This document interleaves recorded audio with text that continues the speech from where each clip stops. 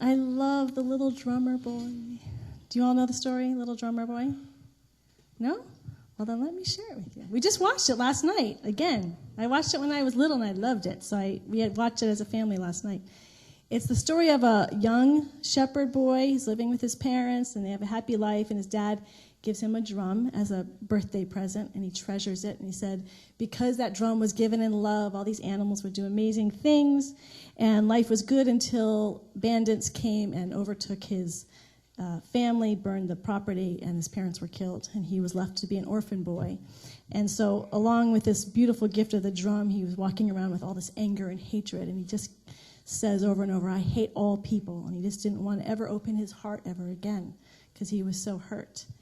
And to skip all the middle part of the story, we'll just go to the end where one of his animals get hurt, and he's told baby Jesus can help his lamb, and he thinks, well, I have nothing to give baby Jesus. And so he walks up and he feels the light, and he gives the only gift that he has, which is to play his drum. And as he plays his drum, this beautiful light in the little TV show covers him, and he is healed, and he recognizes that he needs to love all humanity, that that it was too much pain to hate, to walk around with that much hate. So I loved this story when I was a kid, and my mom loved it too. She gave it credibility. So I watched it, and that was a lot of why I fell in love with baby Jesus at Christmas time, because of the little drummer boy, that I knew that if baby Jesus loved the little drummer boy who had nothing and was full of anger and rage, this presence, this Christ light, loved everybody. And so I was talking about this with my friend Rita. She's been here, Reverend Rita Rogers. And we were laughing because she had just heard the song earlier the week as she was driving. And she said, it's funny because I heard the song, I just started to get all choked up. And then I'm too old to get choked up about stuff like this, and why am I getting choked up? And she said, I immediately went into my analytical mind of why would I get choked up over this silly child song.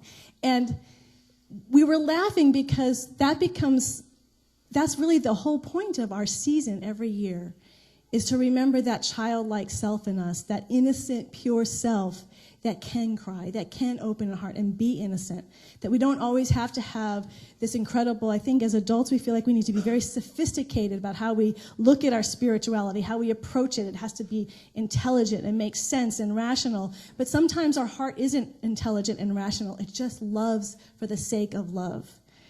When I was a kid, I also saw Franco Sofrelli's Jesus of Nazareth. It was a miniseries in the 70s. And I loved it, and it just, again, was another story that just made me fall in love with Jesus even deeper. And then I saw it as an adult, and I'm like, oh my gosh, this is just so corny. Every time he comes on, there's this glowing light, and it's so sort of corny, sentimental, over the top. And I thought, as a kid, I didn't have that. And the kid, I just let myself go. I let myself, just fall into it without any reservation. And I had this adult way of being, like, I can't let myself fall for this corny, sentimental stuff. And so we block our heart. We stop that innocence. And how many times does Jesus says in the Gospels that to return to heaven, we need to become more like children. And last week we had a reading from the Gospel of Thomas. To return to heaven, we have to become like babies.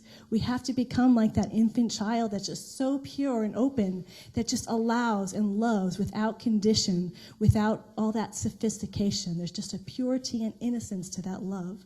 That's our role as adults, is to grow and evolve, but not have that growing and evolution in our minds limit how wide we open our hearts into infinity. And so we are so blessed that every season we get to be reminded of the purity and the power of the innocence that's within all of us all of the time, and to nurture that. At the same time, when I was a kid, as I've shared before, as we watched the news every night, and so I had this part that felt very gentle and soft and tender, and then I would look at the world, and the world seemed terrifying and harsh and cold and very about power and ambition and how everyone's trying to figure everything out and fix things and violence. And I couldn't see that the world was a safe place to be. It seemed like a very hard world. And that's this dualistic world of, so the good's always trying to fight the evil, and the evil's trying to fight the good, and obviously there's a lot of gray area, and it gets all confusing. We have to get sophisticated about the gray area, and there's so much to do, and I just didn't understand, well, where does this purity, where does this innocence, how do I be that and nurture that in the midst of this world that made no sense to me? So I heard a story this past week, and I think for me it's a wonderful way to remind us of how to nurture this purity within us. It's a story about a father and a daughter, and he had several kids, and he was asking his children, and he asked his daughter, Ellen, what do you want for Christmas this year? Would you like a doll? Would you like a tea set? And she said, no, Daddy, I want something, I want it to be special this year, and I don't know what that is, but I don't want any of that stuff.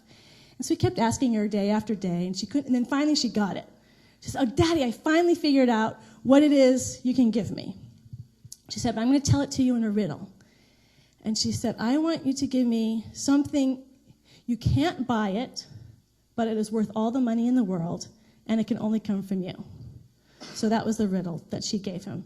You can't buy it, even though it's worth all the money you have, but only you can give it. So he was with this for quite a bit. What does she mean? And then one day he got it. He's like, I know what it is you want.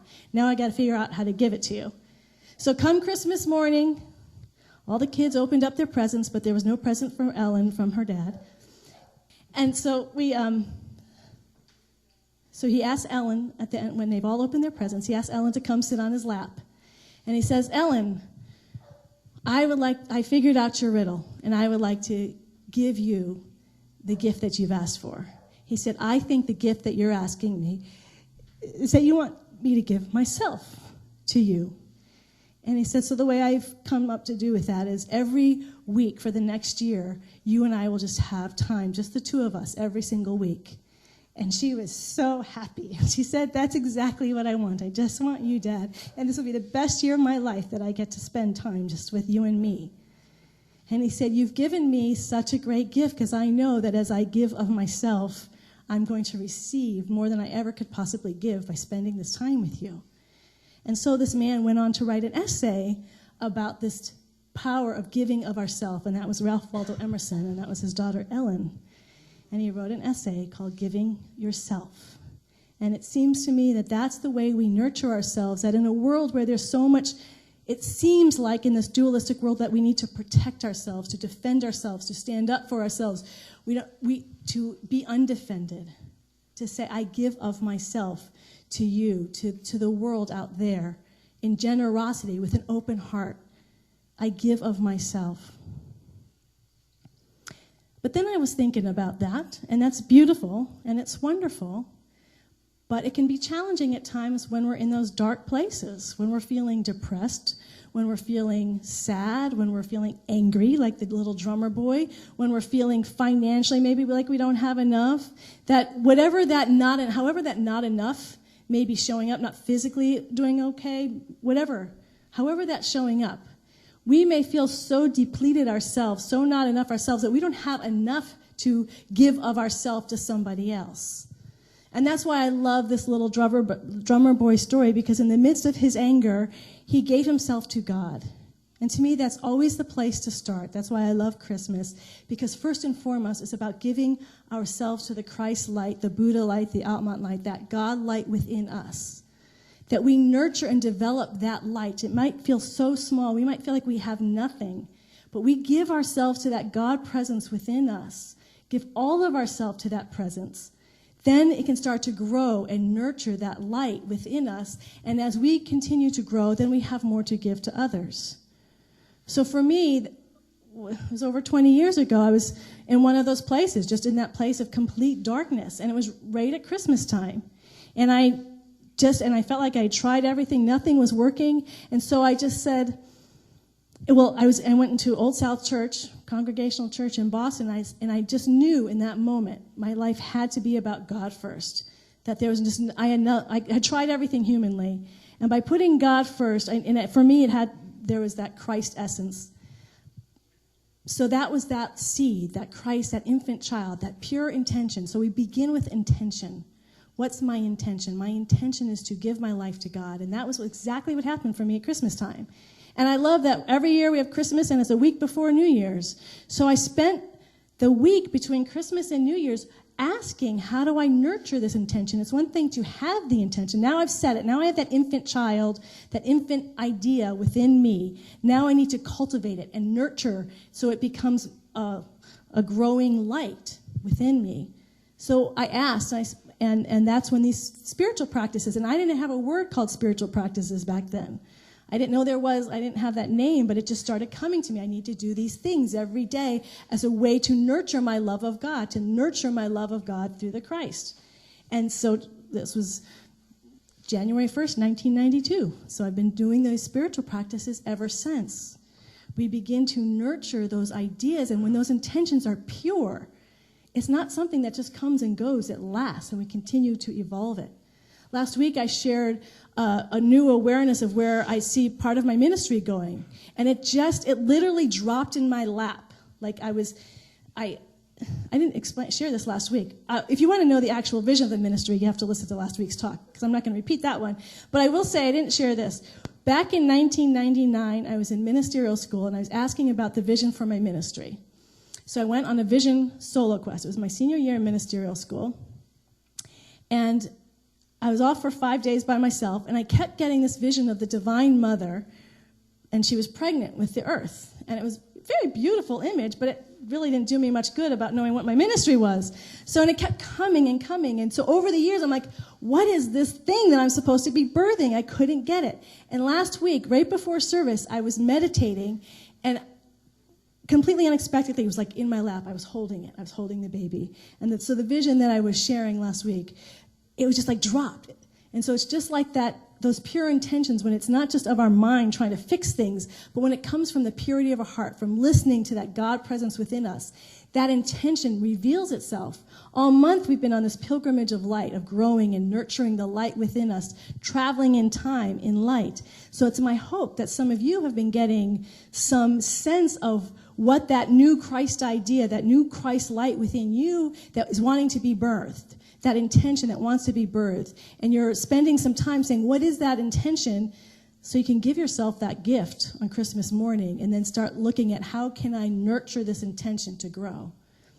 And as we nurture it, what we start to find is not only do we start to shift and we have more to give, but we start to see the world around us a little bit differently. So I had said earlier that when I was little, I had this love of God, but it felt very separate from this harshness of the world.